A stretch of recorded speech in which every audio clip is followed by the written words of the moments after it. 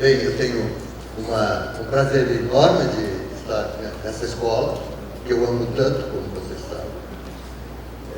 Isso não exclui sempre a ideia de ser uma honra estar convidado para comparecer na presença de ilustres e queridos amigos. Agradeço o presente todo. E a ideia que eu tive era, para esse encontro, exibir, apesar das imagens serem já conhecidas, mas como argumento, pretexto para alguns comentários sobre a questão que estamos até certo ponto elaborando e comemorando desse encontro com Brasil e Portugal. Como vocês sabem, é muito extraordinário para mim, foi ser convidado pelo governo de Portugal para construir esse novo museu, projetar e acompanhar a construção desse novo museu, que é um tanto fora do comum, porque as peças são enormes. Esse Museu das Carruagens, Portugal possui a coleção mais notável do mundo, cerca de 50, 60 peças, muito extraordinária. Deve-se considerar que é a história do automóvel e do transporte público, fazia-se viagens já internacionais nesses cortes, coisas assim. Há problemas técnicos curiosos também na questão, quais sejam, não se pode pensar em cavalos e coisas assim. É um museu para ser inventado do ponto de vista da museologia. Mas eu tenho a impressão que trouxe isso aqui, esse projeto. Mas para falar nessa relação Brasil-Portugal, sobre, como quem diz, o que os senhores acham, da seguinte reflexão sobre a questão da cidade. Nós podíamos tirar esse desenho do lugar onde está esse museu e mesmo o modo como ele foi feito, engendrado, projetado, revela essa preocupação, o seguinte, que a grande lição que podemos dizer que aprendemos com Portugal sobre a questão da cidade pode não ter vindo da posição do Marquês de Pombal, convocado pelo episódio horrível do terremoto de Lisboa, que, na urgência da sua reconstrução, a cidade de Lisboa convocou, através da política enérgica desse Marquês do Pombal, a formação e o engendramento de um processo que revelou duas questões que eu quero destacar como duas fundamentais na questão da construção da cidade. Estamos em São Paulo. A primeira questão foi a convocação da sabedoria da engenharia militar, no caso, porque era a engenharia, pela urgência da questão e o rigor da questão militar, estratégica, do ponto em que estava, ou que tem que estar, e do enfrentamento inexorável de situações que a prosaica construção dos monumentos da época não se dava o direito de enfrentar. Parênteses breves para uma imagem. Vejam vocês, na nossa Bahia, com todo aquele barroquismo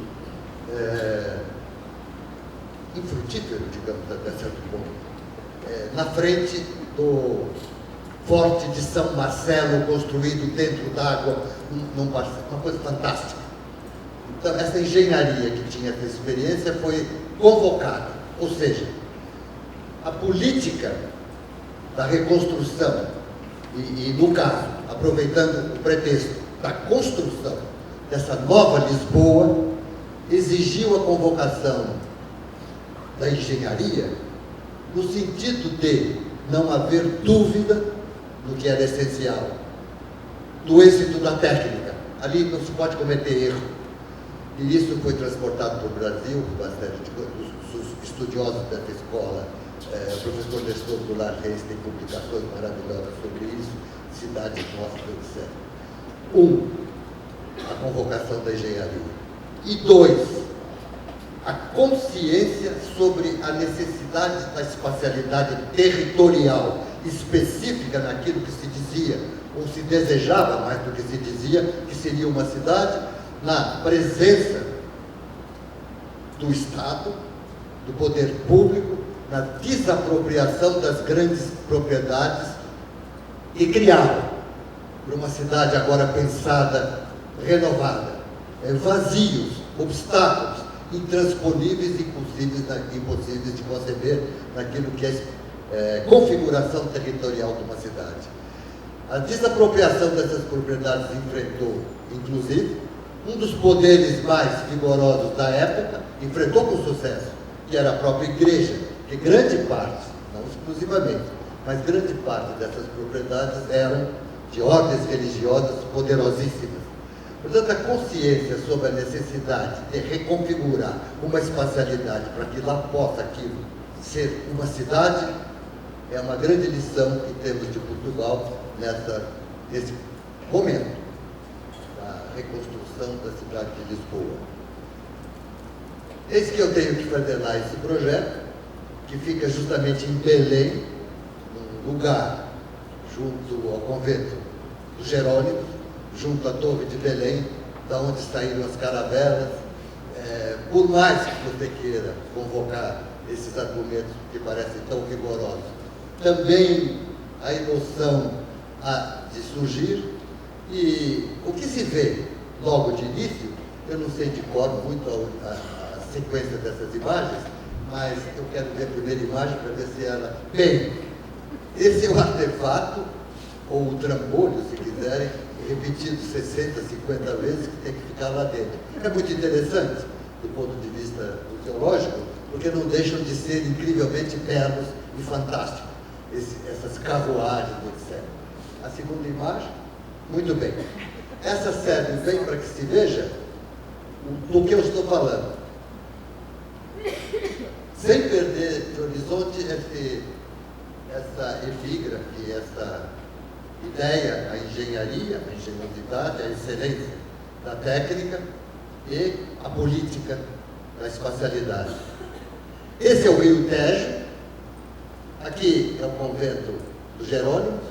A nossa intervenção é nesse terreno aqui, onde há uma ladeira extraordinária, que é a ladeira de Belém, que é a ladeira da Ajuda, carregada de monumentos históricos do passado, de origem militar, quartéis de cavalaria, ou seja, uma disponibilidade espacial muito interessante e para a renovação de Lisboa atualmente. E uma ideia de Frente Tejo, que em conversa, não se trata de projeto encomendado, nem nada disso, com colegas de lá, já se fez ver o seguinte, que a grande questão hoje em Lisboa é ver se conseguimos pôr um tanto de lado essa prebenda de enfrentar a Frente Tejo e começarmos a raciocinar com o eixo transverso e imaginava Portugal para Lisboa atual, com grande intensidade, porque já há mais um sistema de navegação de caráter fluvial agora, entre os dois lados, com uma distância de 2, 3 quilômetros, que vai um pouco, que é muito cômodo para essa navegação e é uma outra Lisboa. Aquilo que parecia inconveniente, a Frente Tejo, passa a ser uma virtude e sugerido pelo projeto que tínhamos que fazer, porque está previsto, uma vez que há uma linha férrea aqui, uma passagem de pedestres para chegar até esse porto fluvial, que, no caso do museu, como coisa pequena agora, mas que faz refletir sobre essa grande espacialidade do território da cidade, como propício à ideia da travessia. Em primeira instância, o que está posto aí é a parte turística, que os turistas dos grandes navios podem vir de pequenas embarcações para visitar o museu, etc. E com isso, o nosso museu, deixa eu ver uma segunda imagem, pronto. Essa mais de uma, por favor. Aqui. Isso já é um museu que fizemos, mas é o seguinte, essa é a via problemática de tráfego rápido e ferrovia e o rio. Haveria de se fazer naquela descida que vem de lá, uma passagem de pedestres que viesse até o cais de passageiros, sugerindo essa travessia. É uma nova Lisboa, concentrada digamos, não exatamente aqui tanto concentrado, mas na Praça do Comércio, quem conhece Lisboa. O outro lado também, e não o outro lado abandonado como está até hoje. Sugerido justamente por essa aparentemente, desde já, dado o assunto que me foi proposto, ingênua questão de uma passagem de pedestre, que de qualquer modo parecia indispensável para se atravessar a linha férrea. Bem, um pouco mais, já em detalhe, se me permite, o que é o projeto do museu.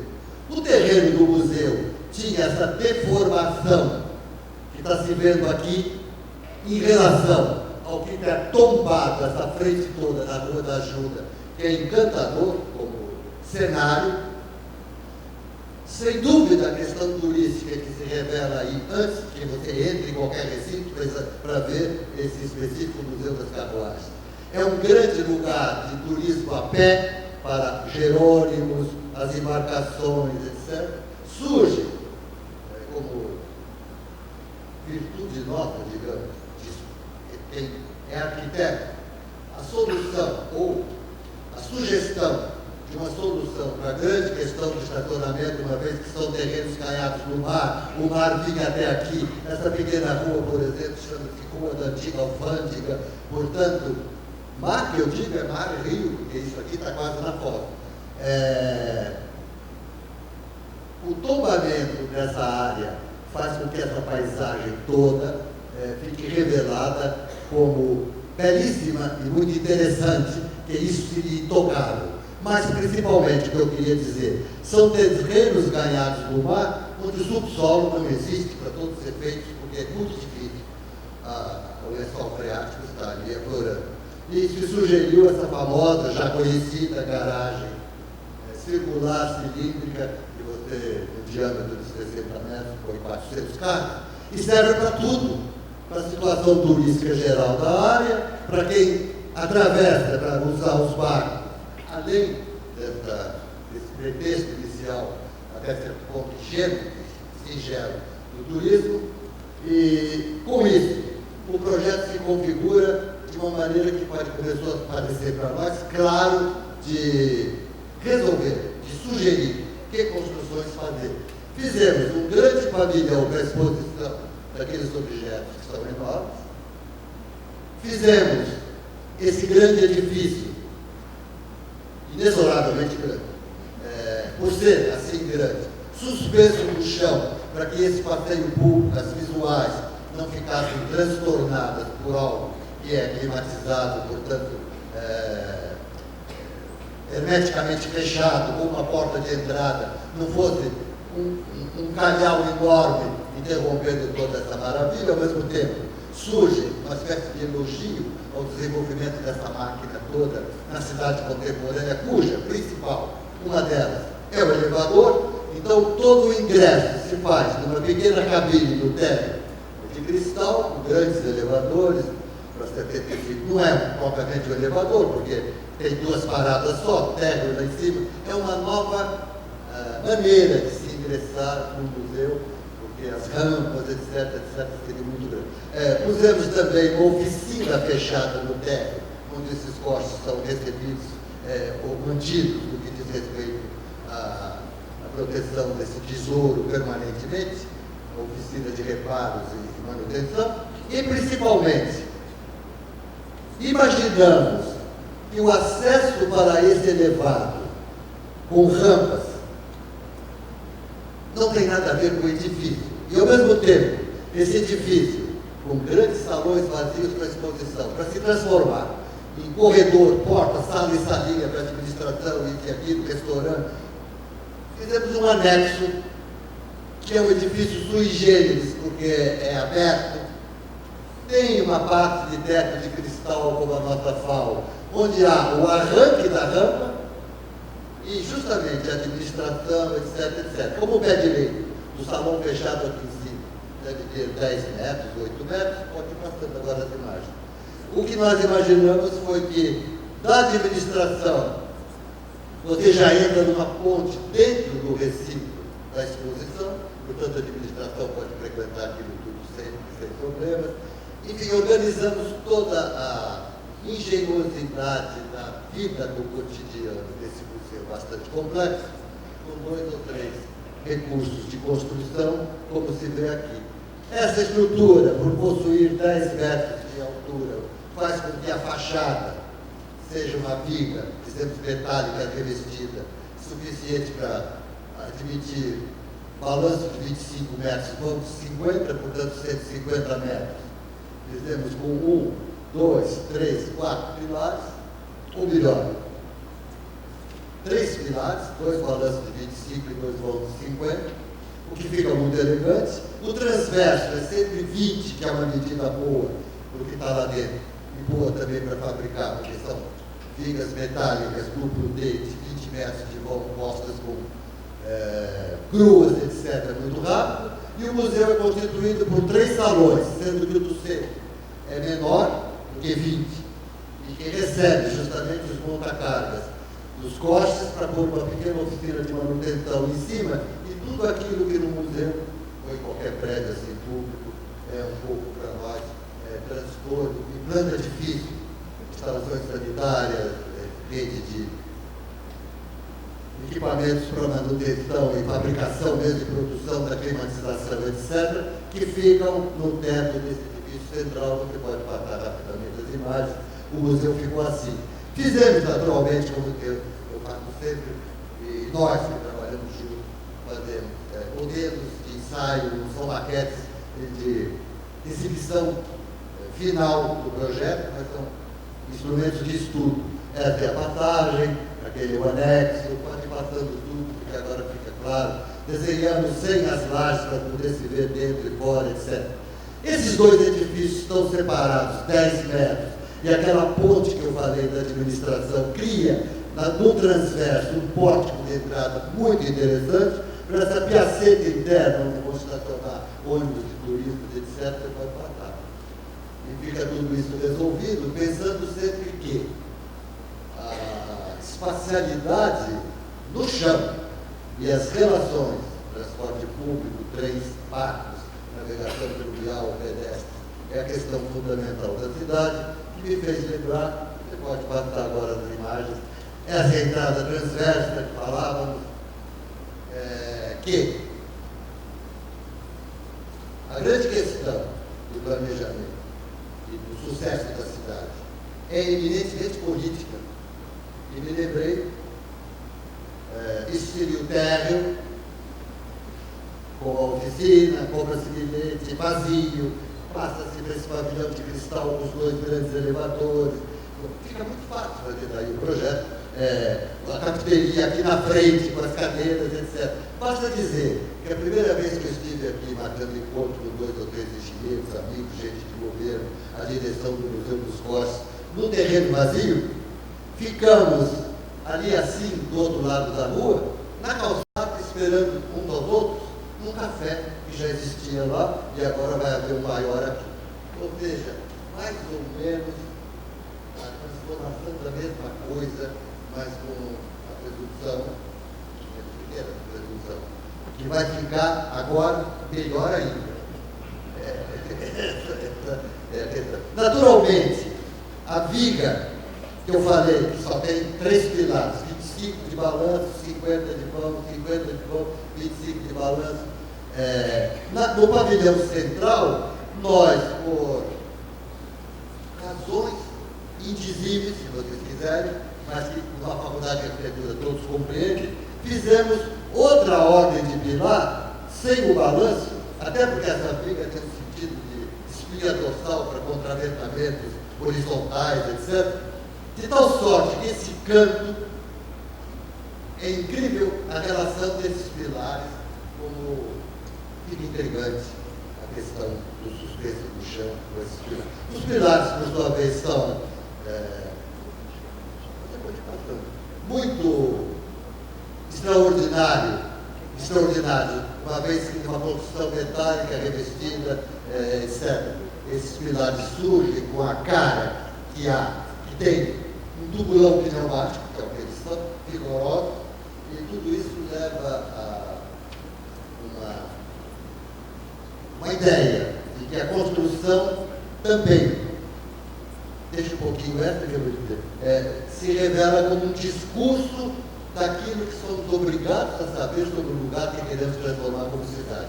Para São Paulo, os rios danificados, estragados, como estamos vendo aí, com todos os desastres que estão aí. É uma lição muito interessante, principalmente numa época em que se fala tanto nos conflitos, que têm que ser apaziguados, têm que ser resolvidos, enfrentados com uma política enérgica, entre o que se chama a atividade, a iniciativa das empresas, dos indivíduos, e a responsabilidade enquanto ação daquilo que é estatal e público.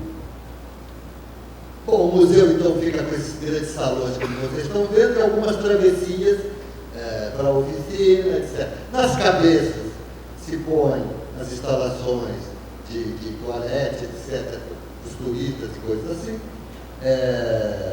Há umas pequenas salas de exposição de coisas mais delicadas, e isso resolve tudo no museu, você pode passar em sequência todas essas fotos.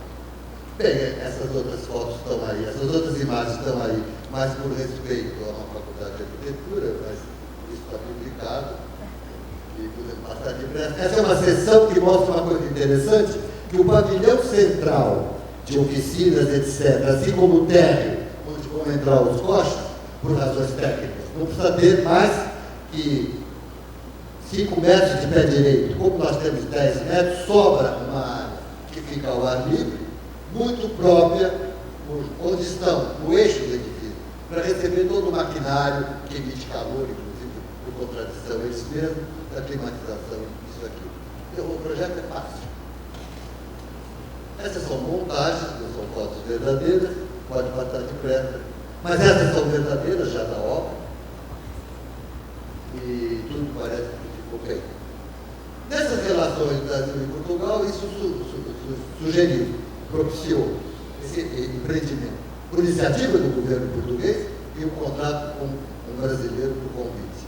Uma discussão tão interessante quanto possa ser essa, estabelecida entre nós, com alguns colegas, por que não enfrentarmos agora em Portugal, em Lisboa particularmente, em vez dessa falada e repetida tanto a questão da frente Tejo, por que não encararmos o transverso e fazer uma atividade que brilhe à noite, principalmente nas suas luzes, de modo atual, usando muito intensamente o transporte de passageiros, como se fosse nossa Rio-Niterói, como se fosse, para dizer coisa que todos sabemos, o encantador, o conjunto de situação geográfica, São Sebastião e Ilhabela, etc.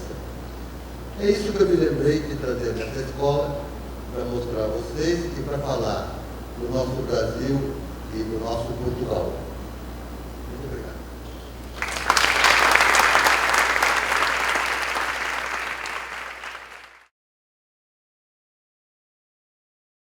Paulo, outra pergunta. Eu me lembro do Museu Antigo e fiquei com a exposição dos coches naquele galpão onde abrigava o museu. E fiquei curioso em perguntar como foi a relação da museografia com o edifício. Como é que estavam dispostos os coches no novo museu? Bem, essa museografia é muito delicada, porque, entre outras coisas, nós sabemos o valor, a beleza do cavalo, disso tudo. E ele não pode aparecer, por razões que vivo muda tudo. E embalsamado é uma coisa horrorosa. Portanto, é um museu necessariamente, museologicamente mágico. Nós pensamos em muito a imagem, essas paredes com 10 metros de altura, todas brancas por dentro, esses salões de 150 metros por 22, permitem uma ideia, principalmente, de equipamentos que podem melhorar no tempo, não é definitivo do museu, de tal sorte que você possa ver filmes tão incríveis como possa ser Casablanca, com Mastroianni, que se passa inteiro, Casablanca não, desculpa, Casa Nova, dentro de um coche, coisas assim. E reportagens, que há filmes em arquivos de jornalistas, etc. Inclusive, um muito curioso, da rainha da Inglaterra atual, que esteve em Lisboa em 1999, não, já do século XXI, 23, 21. E um desses coches foi ajornado, como se diz, para fazer com que ela, da onde estava hospedada em Lisboa, fosse transportada para uma cerimônia, e há fotos dela nesse coche que está ali ao lado agora, no museu, suponho, dando adeus assim para todo mundo. É muito, por que não dizer, engraçada a história de tudo isso, né? Há um coche extraordinário, entre todos, que Portugal mandou fazer, embarcou no navio, botou na Itália, só para o embaixador da Itália visitar o Papa com um coche. Esse coche é incrível, cheio de figuras, douradas. Tudo isso faz ver que o mundo é muito mais veloz do que nós imaginamos. Até porque esse cavalo, que deve se sentir muito desprezado, não poder aparecer no museu, é a unidade de força dos nossos automóveis, que é o famoso cavalo mecânico. Portanto, o mundo é muito recente. Tudo isso toma um encanto muito especial e as imagens projetadas podem mostrar isso. Inclusive, para grandes desfiles havia carruagens dessas transportando autoridades com 4, 5 juntas de cavalos, que ocupa 50 metros, e pode aparecer nos filmes, etc, etc. Não é filme que você fica parado para ver um filme na tela ali. Projetado assim de maneira ampla, nas paredes enormes desse museu, é maior do que o real da dimensão desse. É o que eu imagino. Vamos fazer, está feito por isso. Por outro lado, branco, com luz adequada sobre esses objetos dourados, com estofamentos belíssimos, feitos técnicas incríveis, com ouro, vermelho, verde, azul, toda a história da suspensão, o aparecimento do molejo, a roda, meu Deus, e tudo isso, é muito interessante considerar visitando esse museu, que à primeira vista, eu mesmo pensei, meu Deus, mas que coisa boa, esses trambolhos enormes. Pouco a pouco aquilo vai adquirindo uma dimensão interessante, como história e dentro da ideia de caráter museológico de tudo isso. Por outro lado, justamente por ser madeira, ouro, tecidos, etc, etc, couro, os arreios, a coleção de arreios é fantástica. Esse museu exige uma manutenção com uma tecnologia que envolve habilidades, afetas, a todo tipo de que possamos chamar antiguidades, que a Europa possui imensamente, todos os museus, os palácios, etc. Portanto, a ideia deles, de Portugal, do Ministério da Cultura, é concentrar nesse museu toda essa parte de especialização, de manutenção desses artefatos, nessas oficinas. Portanto, é um museu que, pouco a pouco, vai se estruturando de modo muito interessante dentro da Lisboa, e mesmo na Europa. O museu é muito solicitado para empréstimos, a Bélgica tem uma coleção muito bonita também. Tudo isso faz relações interessantes, estabelece relações de costura, intensifica, estrutura relações muito interessantes na área da cultura, do conhecimento e da conversa.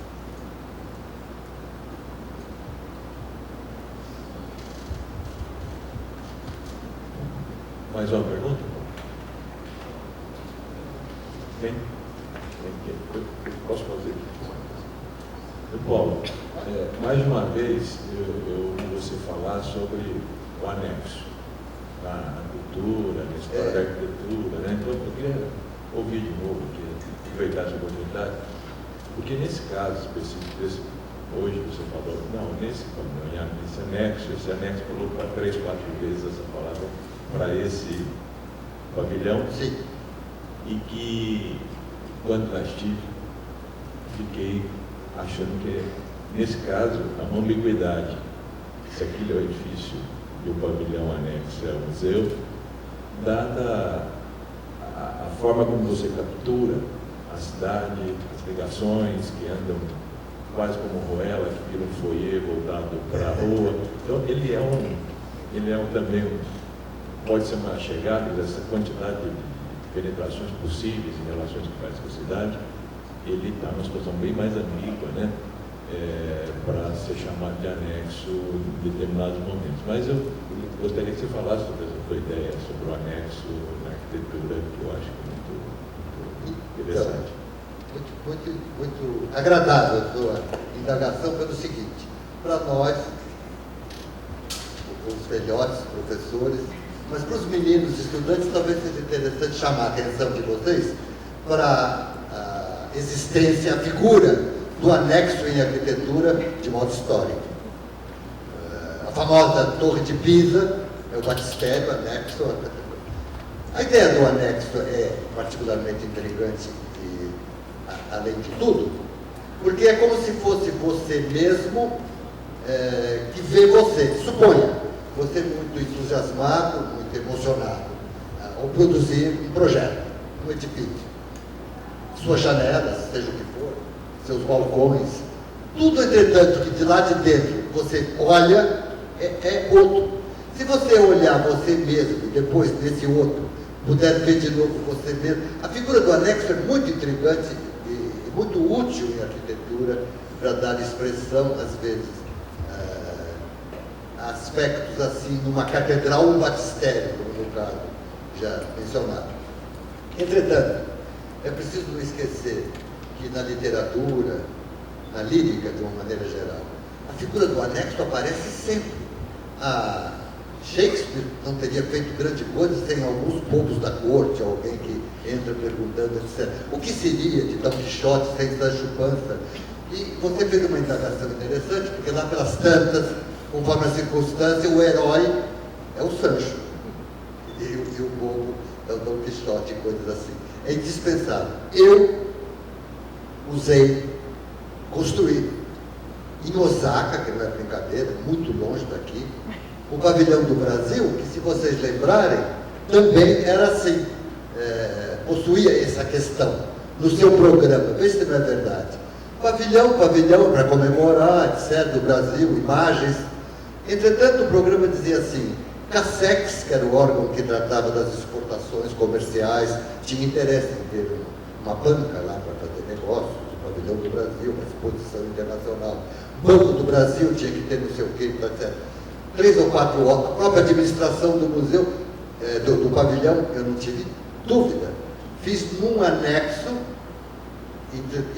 inclusive semi-enterrado, de tal sorte que na janela do anexo, que terminava no nível do chão lá para fora, você via o museu como nós desenhamos, um risquinho aqui embaixo e ele todo para cima.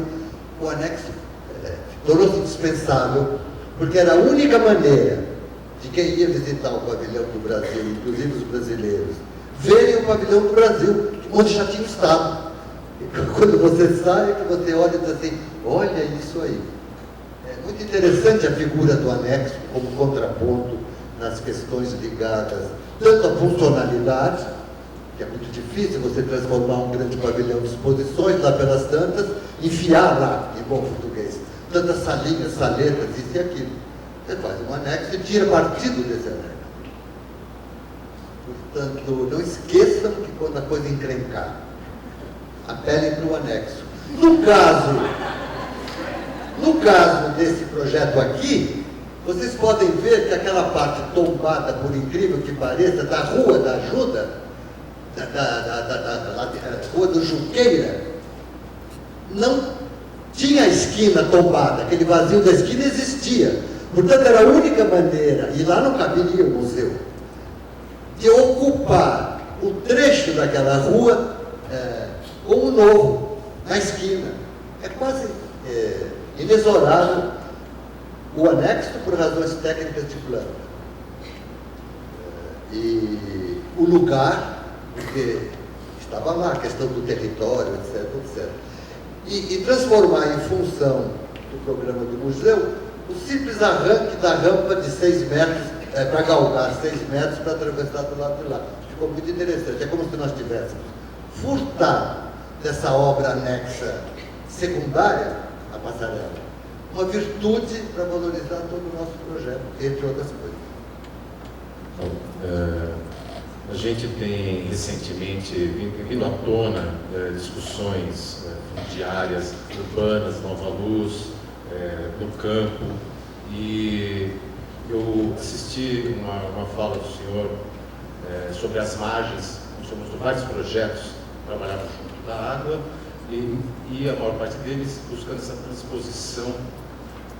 A questão que eu trago é o papel da arquitetura na definição ou reconstrução do território, né, como superação de barreiras, de limites, né, a construção vai de uma nova territorialidade. Esse novo projeto também me fez lembrar daqueles outros que o senhor citou, queria ver se conseguiria relacionar com essas questões territoriais, esses conflitos hoje no país. Bem, você colocou uma ideia já clara, não é para fazer uma pergunta. É isso mesmo, porque, particularmente no caso mencionado, a virtude da flutuação nas águas que surgem, abandonadas, ou tolamente aproveitadas, ou não aproveitadas, em recintos urbanos é muito comum se ver. E a convocação dessa engenharia sábia para dizer isso é uma tolice, e mesmo a questão, mais uma vez, do público e do privado, a força do... Hoje mesmo, em relação ao que está acontecendo na cidade de São Paulo, eleição, tudo isso, se fala, imagina a Universidade de São Paulo não ser convocada, até certo ponto ser tida como, assumida como responsável pelos desastres no sistema hídrico do território de São Paulo. Tem que ser. Participe e até responsabilizado, porque era o caso de se fazer uma greve. Dizer, não, senhor, não pode fazer isso no Tietê. Principalmente se você considerar que foi feito, como esse encontro, na nossa cara. Só para vocês terem uma ideia, os jovens principalmente. Eu tenho medalha de remo, competição, regata, ganhada, remando, como estudante de arquitetura, no Rio de Janeiro. Essa podridão definitiva foi de ontem para hoje.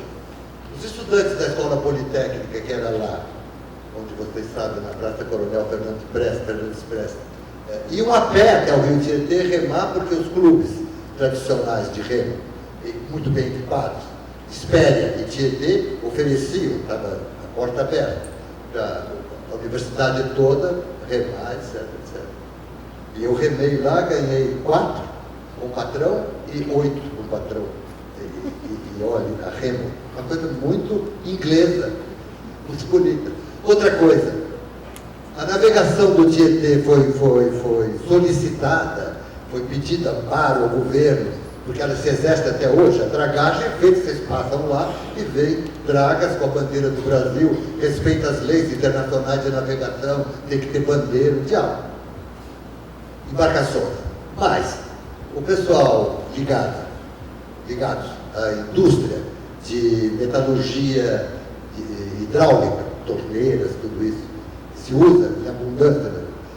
Pediu ao governo, porque seria a maneira de descarregar a sucata, o rio, e transportar para as indústrias que estavam lá em cima, do Rio Tietê, onde se fabrica com essa sucata, se funde, etc, etc, se recompõe a liga de bronze com ferro, isso e aquilo, para fazer esses artefatos, torneira e etc.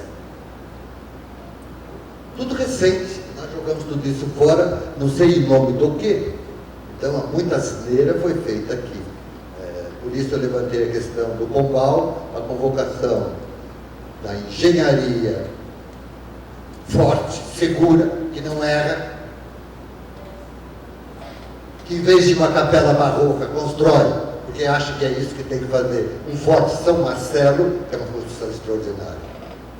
E a política que diz, não, esse território não pode ser interrompido aqui, se apropria, etc, etc. Uma das grandes operações na intervenção pombalina foi a desapropriação de territórios imensos dentro de Lisboa, incompatíveis com uma cidade que deve ter uma fluição já desenhada pelos interesses, etc., de quem urbanizou-se já, sabe o que é avenidas, ruas, comércio, etc, etc.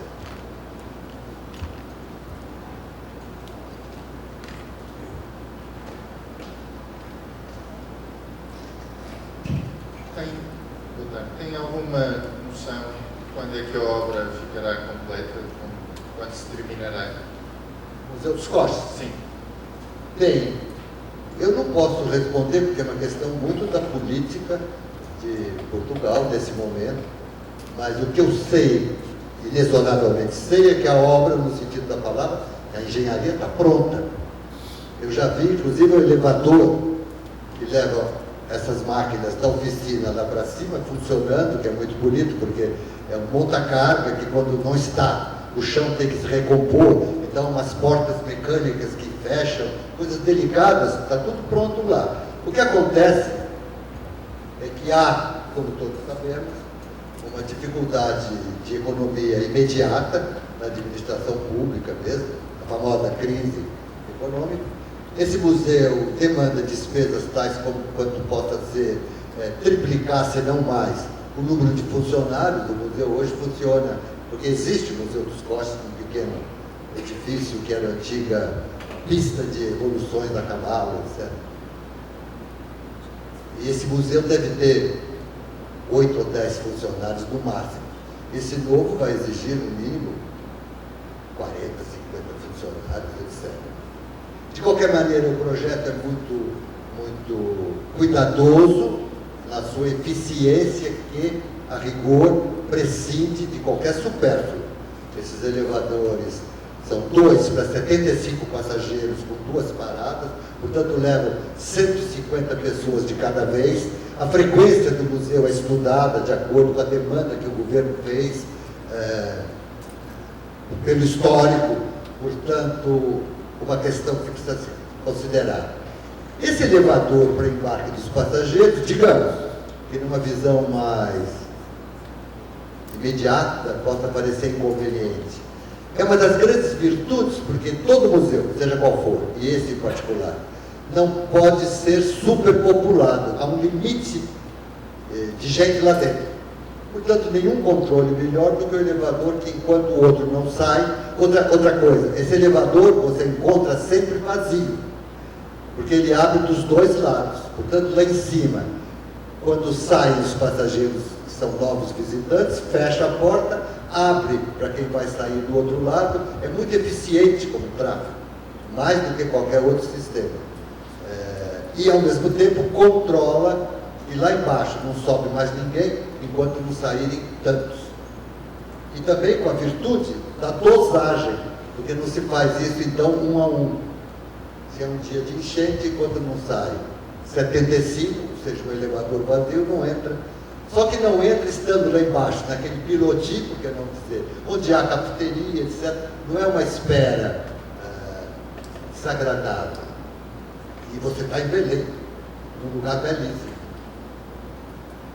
Eu acho muito interessante, até para quem desiste de visitar o museu, está tudo ali em volta. Sobre esse pedacinho de tecido urbano que acaba entrando no lote do terreno. Sim. E aí ele tem esse fundo para o terreno, mas existe uma solução que é uma tentativa de se comunicar com ele. Você já sabe disso? Eu ouvi dizer. Então eu agradeço, porque você sabendo, foi muito gentil lembrar, porque é interessante mostrar. Essas casinhas que são belíssimas, voltadas para a Rua do Junqueira, que estão tombadas, dão os fundos, como os senhores estão vendo, para essa piaceta interna do museu. É muito agradável isso, se considerar o seguinte, que já há uma ou outra. Essas casinhas estão se transformando em livrarias, restaurantes, cafeterias. E aquilo que era o quintal dessas casinhas, que nós fizemos construir como parte do museu, um terrapleno no quintal das casas, e uma muralha com algumas escadinhas, como vocês estão vendo, podem ser ocupadas, os quintais, como terraças, por mesas, cadeiras, guarda-sóis. Então ali serão restaurantes, livrarias, mesmo estalagem para turistas. Essas casinhas podem oferecer 4, 5 cômodos, coisas assim. Ou seja, há uma sugestão de participação solidária entre o cidadão comum e o grande museu dos Coches, etc. Até esperemos que isso aconteça muito para ficar bem alegre tudo aquilo. Portanto, quem entra nessa piaceta interna, descobre por trás um novo encanto. Naquelas casinhas todas, que são muito lindas. Eu não sei se tem alguma foto que aparece essas paredes das casas. Não tem nenhuma, né? Foto do lugar mesmo. Olha lá. Ali dá para ver a primeira das casinhas que não encosta no anexo, há inclusive uma piaceta entre elas. Entre elas, quer dizer, a última casa tombada, e nós afastamos um pouco o nosso anexo. E lá no fundo, essa é a escultura, por exemplo, do vice-rei das Índias, que eu esqueci o nome.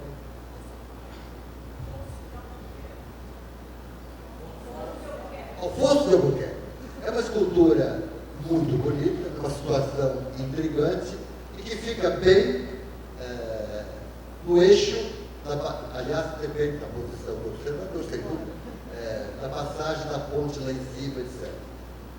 Liga a administração com o museu propriamente dito. Fantasias fizemos a seguinte, vê se não é interessante, entre outros. Uma pessoa ilustre de fora vem fazer qualquer trato com esse museu, inclusive empréstimos, isso existe. Entra de automóvel aqui, estaciona, não há estacionamento aí, a não ser assim, extremamente especiais, como nesse caso. Pode parar o automóvel aí, toma o elevador, vai lá na administração. Conversa na administração, etc. E lá pelas tantas diz, minha senhora, mas o seu museu, afinal de contas, onde está? Porque não viu nada. E atravessam essa ponte e entram no recinto do museu lá em cima, porque ele tem 10 metros, acabou? 8 metros, qualquer coisa assim. Entra 5 metros no chão, pode visitar o museu inteiro, sem nenhuma interferência com o público, que são milhares de pessoas. Entra através dessa ponte. No pavilhão central, onde há uma pequena oficina de manutenção diária, e ligada com o elevador, o tal que fecha a porta, com a oficina principal que está lá embaixo, o que quer dizer, podem descer a direção e o visitante ilustre e mostrar as oficinas e voltam, enfim. Um se enfia no meio do outro com uma independência quase saída de graça, como se costuma dizer, do partido espacial que se adotou. O que faz ver que a arquitetura nem sempre é uma questão formal do objeto arquitetônico, isso é uma tolice, mas é uma ideal disposição espacial que dá virtudes ao conjunto demandado, feitas com uma engenharia capaz de construir e botar aquilo lá e aquilo lá. Você compreende? Ninguém queria que o escritório da administração tivesse uma treliça metálica. Isso foi uma maneira de resolver, de tal modo que ela pudesse estar lá. E daí por cima.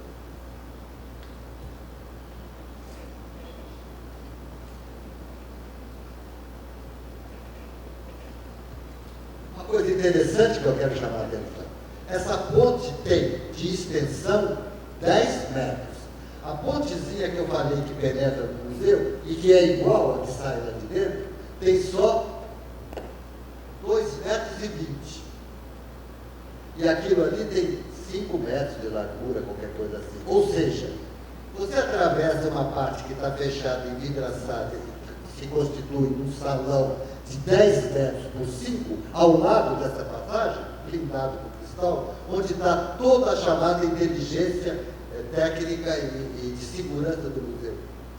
Por exemplo, esses visores que veem tudo, está tudo lá, os computadores ficam ali. Todo o controle do museu ali ao lado da diretoria. Por exemplo, como se abre esse museu? Já que se entra no museu, no pavilhão de cristal onde estão os elevadores, a gente esperando, o museu não abriu ainda. Seria um desastre se aparecesse o Joaquim com um chaveiro enorme, chacoalhando, pedindo licença para abrir a porta. Os funcionários entram todos aqui na administração, se liga aquela engenhoca toda de segurança e comunicação, etc. E eles, por dentro, se dirigem aos seus lugares e abrem a porta como quem diz, bom dia, pode entrar. São coisas banais, mas que fazem parte da dimensão doméstica da nossa existência. E não exclui essa questão. Como abre, como fecha o museu. Os elevadores não permite que ninguém embarque mais, e as pessoas que vão saindo até sair no último, fica tudo resolvido. É muito interessante considerar assim. Principalmente levando em conta que o museu tem que ser autossuficiente no chão para entrar os coches na oficina, portanto, já demanda uma altura e mais altura estrutural, essa rampa não acabaria em cômodo, no caso, a ideia de rampa. Magicamente, quando você vê, está dentro de um pavilhão branco, enfeitado com esses artefatos dourados e coisas assim. É isso simplesmente.